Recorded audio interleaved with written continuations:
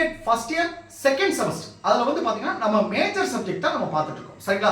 அந்த மேஜர் சப்ஜெக்ட்ல இன்னைக்கு வந்து பார்த்தீங்கன்னா யூனிட் 3ல ஒரு முக்கியமான 2 10 மார்க் கொஸ்டின் இருக்கு. இந்த 2 10 மார்க் கொஸ்டினையும் கண்டிப்பாக நீங்கள் படிச்சிருங்க. இந்த 2 10 மார்க் கொஸ்டின் வந்து ஒரு கொஸ்டின் உறுதியா இந்த ரெண்டுல ஏதாவது ஒன்று உறுதியா உங்களுக்கு செமஸ்டர் எக்ஸாமுக்கு வந்துடும் சரிங்களா. ஆல்ரெடி இந்த சப்ஜெக்ட்ல யூனிட் 5 நடத்திருக்கேன். நீங்க யூனிட் 5 முடிச்சுட்டு அடுத்து யூனிட் 2 வந்துருங்க சரிங்களா. இப்போ நான் சொல்ற மாதிரி நீங்க படிச்சுட்டு வாங்க. கிளாஸ் இருக்க எந்தெந்த யூனிட் இருக்கோ அந்த ஆர்டர்ல படிச்சுட்டு வாங்க. உங்களுக்கு எக்ஸாம் வந்து ரொம்ப ஈஸியா இருக்கும் சரிங்களா. ஓகே, இப்போ அந்த 2 கொஸ்டின் நம்ம நடத்துறதுக்கு முன்னாடி நம்மளுடைய கிளாஸ்ல இந்த செகண்ட் செமஸ்டர் கிளாஸ்ல புதுசா ஜாயின் பண்றதுக்கு நிறைய பேர் கால் பண்றீங்க. நீங்க எப்படி ஜாயின் பண்ணணும்னா என்னுடைய மொபைல் நம்பர் 9159084262 இந்த நம்பருக்கு நீங்க கால் பண்ணுங்க. நம்மளுடைய கிளாஸ்ல நீங்க எப்படி ஜாயின் பண்ண சொல்லி உங்களுக்கு டீடைலா சொல்லிடுவேன். அதே மாதிரி புதுசா ஜாயின் பண்ணவங்களுக்கு நான் இது வரைக்கும் நடந்த அந்த பழைய கிளாஸ் நோட்ஸ் எல்லாமே நான் அனுப்பிச்சு வச்சிருவேன் சரிங்களா.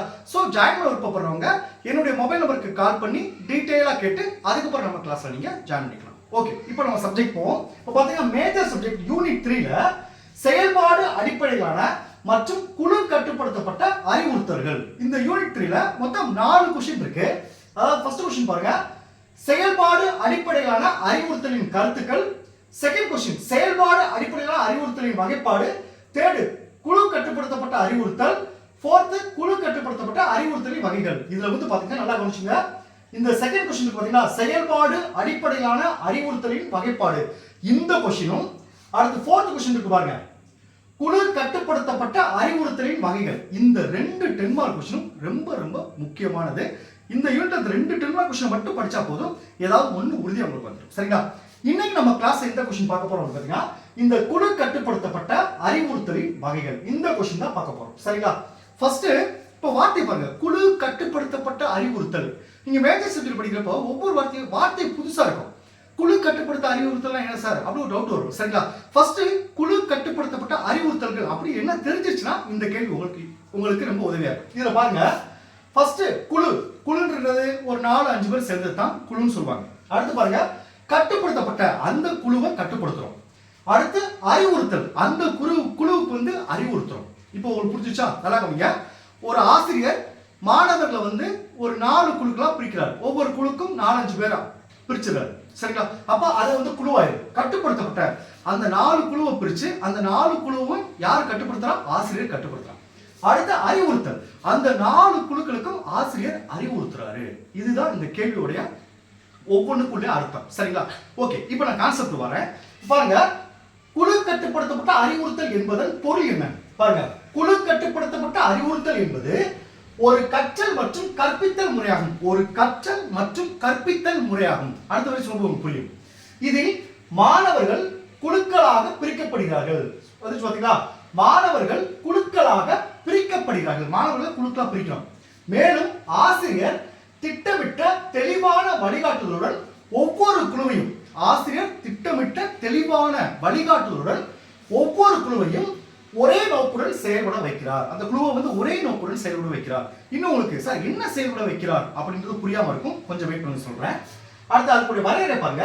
குழு கட்டுப்படுத்தப்பட்ட அறிவுறுத்தல் என்பது ஆசிரியர் ஒரே நேரத்தில் பல மாணவர் குழுக்களை ஒரே செயல்பாடு அல்லது பாடக்கரியத்தில் திட்டமிட்ட கட்டுப்பாட்டுடன் வழிநடத்தும் கற்பித்தல் முறையாகும். இப்போ உங்களுக்கு தெரியும். இப்போ ஒரு டவுட் வரும், சார் என்ன வலியுறுத்துறாரு, என்ன திட்டமிடுறாரு? இப்போ பாருங்க, ஒரு எக்ஸாம்பிள் கொடுத்துருக்க பாருங்க. இதை நடத்தும் போது ஒரு சில கண்டென்ட்லாம் உங்க புக்ல இருக்காது. உங்களுக்கு புரியறதுக்காக நிறைய கண்டென்ட் நான் சேர்த்திருப்பேன். இதை நீங்க எழுதுனீங்கன்னா உங்களுக்கு எக்ஸாமுக்கு நல்ல மார்க் கிடைக்கும் சரிங்களா. இப்போ எடுத்துக்காட்டு பாருங்க, ஒரு தமிழ் பாடத்தை எடுத்திருக்கேன். இந்த எடுத்துக்காட்டு நல்லா கவனிச்சுங்க. இந்த எடுத்துக்காட்டு நான் தமிழ் பாடத்தை கொடுத்துருக்கேன். நீங்க என்ன மேஜரோ உங்க மேஜருக்கு தான் இந்த எடுத்துக்காட்டை எழுதணும். நல்லா கவனிச்சுங்க. Tamil English major marks major தமிழுக்கு எடுத்துக்காட்டு எழுதக்கூடாது சரிங்களா. உங்க மேஜர்னோ அதுக்கேற்ற மாதிரி எடுத்துக்காட்டு. இப்போ ஃபார் எக்ஸாம்பிள் பாருங்க, தலைப்பு வந்து பண்பாட்டை வெளிப்படுத்தும் பல மொழிகள். 4 குழுக்களா பிரிக்கிறார். அந்த 4 குழுக்களுக்கும் ஒரு ஆசிரியர் தலைப்பு கொடுக்கிறார். என்ன தலைப்பு கொடுக்கிறாரு? பண்பாட்டை வெளிப்படுத்தும் பல மொழிகள். இந்த டாபிக்கை கொடுத்துட்டு 4 வரையும் பிரிக்கிறார். நல்லா கவனிச்சிட்டீங்களா? ஓகே, இப்போ பாருங்க, ஆசிரியர் வகுப்பை 4 குழுக்களாக பிரிக்கிறார். 4 குழுக்கள்ல என்னென்ன செய்யுது? முதல் குழு என்ன செய்வாங்க? 5 பழமொழிகளை தேர்ந்தெடுத்து அதன் பொருள் எழுதுகிறது. ஒரு நம்பர் ஃபேமஸான ஒரு 5 பழமொழி எடுத்து அதுக்கான பொருளை ஒரு குழு எழுதுது. ஒரு குழுட்ட ஒப்படைச்சிட்டார். இப்போ புரியுதா? ஆசிரியர் என்ன செயல்படுறாரு, என்ன கட்டுப்படுத்துறாருன்னு ஒரு குழுட்ட அந்த பொருளை ஒப்படைச்சிட்டார். அடுத்து பாருங்க, 2ஆம் குழு அந்த பழமொழிகளை பயன்படுத்தி சிறிய உரையாடல் எழுதுகிறது. அந்த பழமொழிக்கு ஏற்ற மாதிரி உரையாடல் எழுத சொல்லி இன்னொரு குழுட்டு ஒப்படைச்சிடறாங்க.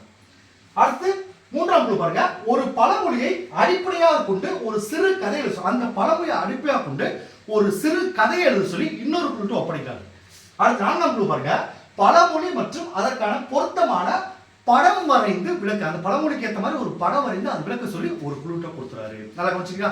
இப்ப 4 குழு ஒரே தலைப்பு தான், அதை 4ஆ பிரிச்சு 4 குழு விட்டு ஒரு செயலை ஒப்படைக்கிறாரு.